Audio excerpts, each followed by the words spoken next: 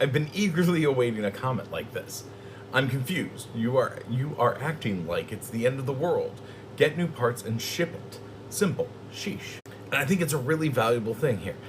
I'm a small content creator, which means there's no, Patreon, there's no supporters, there's no parts deal, Napa's not signing me, eBay Motors isn't signing me, none of that's happening. Which means all of the problems that I have with the truck that I got, that I know that there are going to be problems that I'm going to run into. For some reason, it decides that it wants to speed run them all in one, freaking month. Well, 2 months now. But that's it. This is the reality of what I'm doing, and this is fun for me. But at the end of the day, the fancy tools that I have, I mean, I think they're fancy, are bought on tool truck credit for my day job doing diesel tech work. They're things that I need to do my job. They just also happen to be really valuable in this particular circumstance. But these are things that are going to take me months or a year to pay off. 30, 40, $50 a week kind of, time. It's not cheap. And so I have access to some level of expendable income, but it's very limited.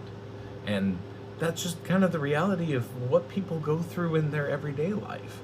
You might not be in the same situation. You might be a little bit more well off. And that's fantastic. I'm glad that that's your life. It's not mine, but that's okay.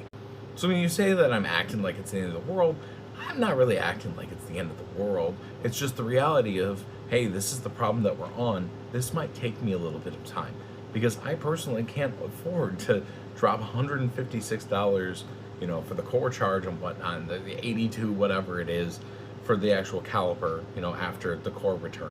The $40 or $50 per bearing on each side that I'm gonna have to take it apart and actually make sure the differential's okay before I put it back on the road, because that is a lot of heat to put into that wheel end.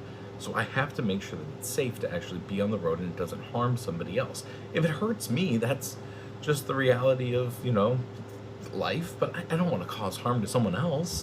And then I have the brake pads. I want to put good quality brake pads on it so that this way they're reliable and can last, especially because they're rear brakes. It's not like those are actually, being eaten up very quickly. The fronts, you're going to go through 3 or 4, set of brake pads before, you're going to be hitting the rears in some situation. So no, this is real life. I'm not able to just go off and order the parts. It's not simple. Sheesh.